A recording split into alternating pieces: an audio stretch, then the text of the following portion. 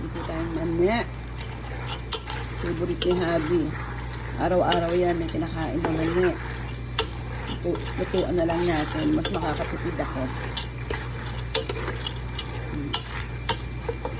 Ito, binili ko to sa Japanese store. Konting-konti na lang maluluto na. Ayoko rin naman masunog.